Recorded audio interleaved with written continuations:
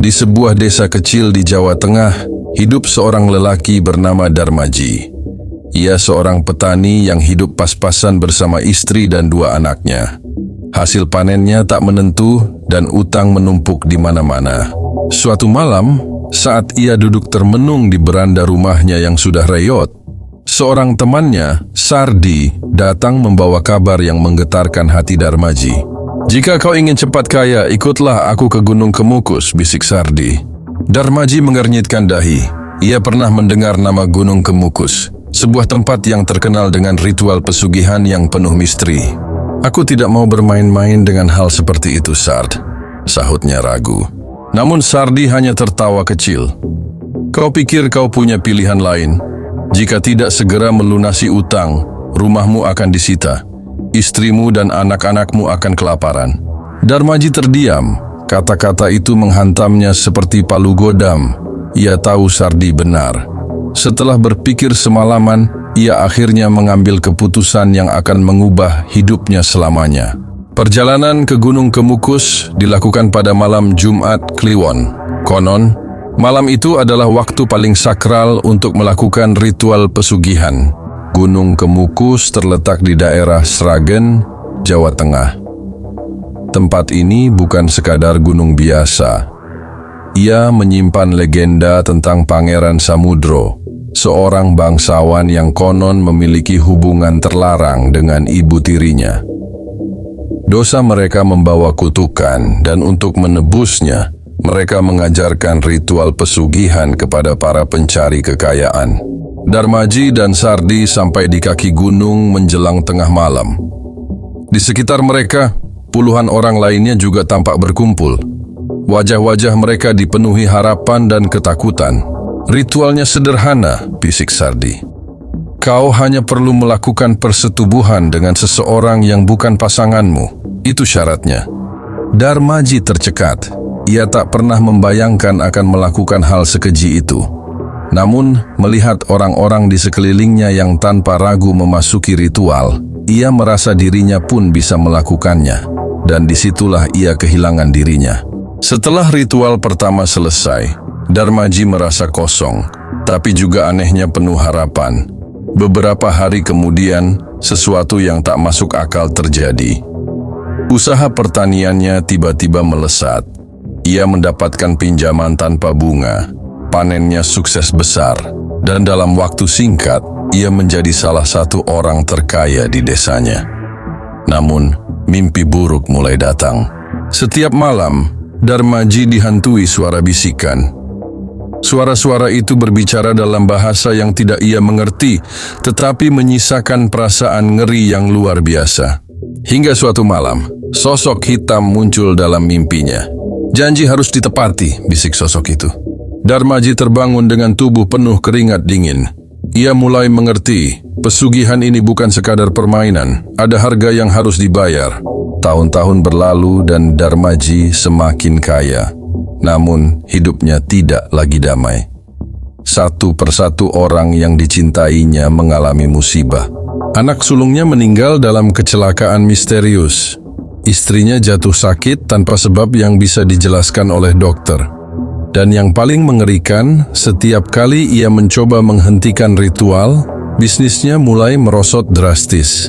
Darmaji mulai menyadari kebenaran yang mengerikan. Ia telah menjual jiwanya untuk kekayaan ini. Ia ingin keluar, tetapi jalan keluar tidak semudah masuk. Putus asa, Darmaji mencari seorang dukun sakti yang konon bisa melepaskan kutukan pesugihan. "Dosa yang telah dibuat tak bisa dihapus begitu saja," kata dukun itu dengan nada muram. "Tapi ada cara menghentikan penderitaanmu.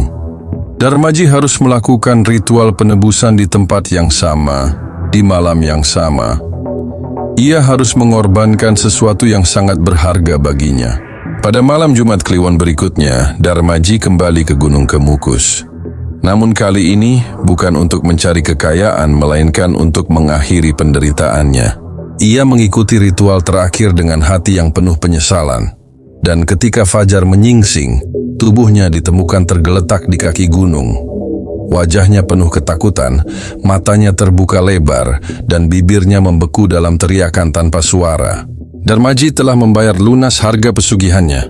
Namun ketika ia bertanya apa yang harus dikorbankan, jawaban sang dukun membuatnya nyaris pingsan. Kisah Darmaji menjadi legenda di desanya. Banyak yang mengatakan bahwa ia telah membayar harga yang terlalu mahal untuk kekayaan yang hanya sesaat. Gunung Kemukus masih berdiri, menunggu para pencari kekayaan lain yang berani mencoba peruntungannya. Namun satu hal yang pasti, tidak ada yang bisa mendapatkan sesuatu tanpa membayar harga yang setimpal. Dan bagi mereka yang mencoba menentang keseimbangan itu, hanya ada satu akhir yang menunggu: kehancuran. Sejak kematian Darmaji, desanya tidak lagi sama. Orang-orang yang dulu mengenalnya sebagai pria pekerja keras kini hanya menyebut namanya dengan bisikan pelan, seolah takut sesuatu akan mendengar. Namun teror tidak berhenti di situ. Keluarga Darmaji yang tersisa mulai mengalami hal-hal aneh. Istrinya, Suminah, sering terbangun di malam hari dengan tubuh gemetar. Ia mengaku melihat sosok suaminya berdiri di depan rumah, menatapnya dengan mata kosong. Anak bungsunya Rian mulai sering berbicara sendiri. Saat ditanya, ia berkata, "Bapak bilang aku harus meneruskan pekerjaannya." Penduduk desa mulai percaya bahwa arwah Darmaji tidak tenang. Ritual yang ia jalani telah mengikatnya dengan kekuatan jahat, dan ia tidak bisa pergi begitu saja. Suminah yang semakin putus asa akhirnya mencari pertolongan. Ia pergi ke seorang kiai di desa sebelah, berharap ada cara untuk menghentikan gangguan ini. "Kau harus mengembalikan apa yang telah diambil," kata sang kiai dengan nada serius. Namun bagaimana cara mengembalikan sesuatu yang sudah tidak ada? Berbeda dengan cerita-cerita mistis lainnya, Gunung Kemukus bukan hanya sekadar tempat pesugihan. Di balik legenda yang berkembang, ada banyak kisah lain yang lebih gelap. Kisah orang-orang yang menghilang setelah mengikuti ritual. Kisah mereka yang tiba-tiba menjadi kaya namun mati mengenaskan dalam waktu singkat. Dan kisah tentang sekte rahasia yang konon mengendalikan pesugihan di tempat itu.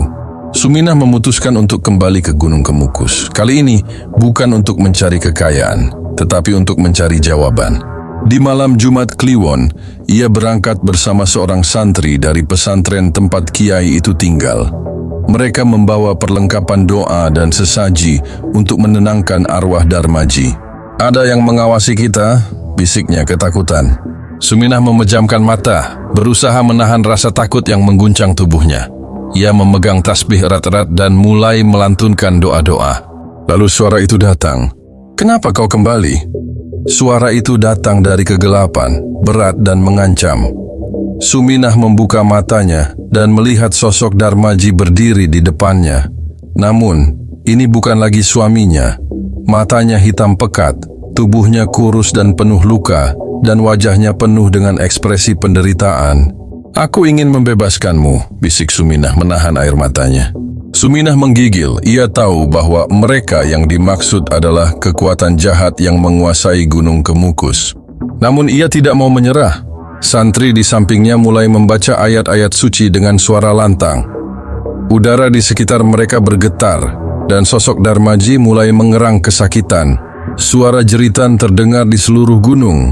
Langit yang gelap tiba-tiba dipenuhi kilat dan angin kencang bertiup seolah ingin menyingkirkan mereka.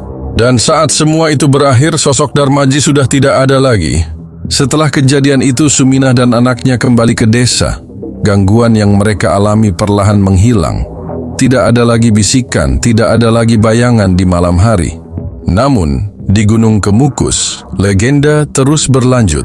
Orang-orang baru terus berdatangan, mencari kekayaan dengan cara yang sama. Mereka tidak tahu, atau mungkin tidak peduli, bahwa setiap perjanjian memiliki harga, dan ketika saatnya tiba, mereka pun akan membayar dengan cara yang paling mengerikan. Bertahun-tahun kemudian, seorang pemuda bernama Dika datang ke Gunung Kemukus. Ia mendengar cerita tentang kekayaan instan dan memutuskan untuk mencoba ritual pesugihan. Malam itu ia melakukan semua yang disyaratkan. Saat ia menuruni gunung, senyum puas menghiasi wajahnya. Ia merasa hidupnya akan berubah. Namun saat ia menoleh ke belakang, di antara kabut tebal yang menyelimuti puncak gunung, ia melihat seseorang berdiri. Seseorang dengan wajah penuh luka dan mata hitam pekat. Seseorang yang masih terikat dengan kutukan yang tak pernah benar-benar hilang. Seseorang yang bernama Darmaji. Dan kutukan itu akan terus berlanjut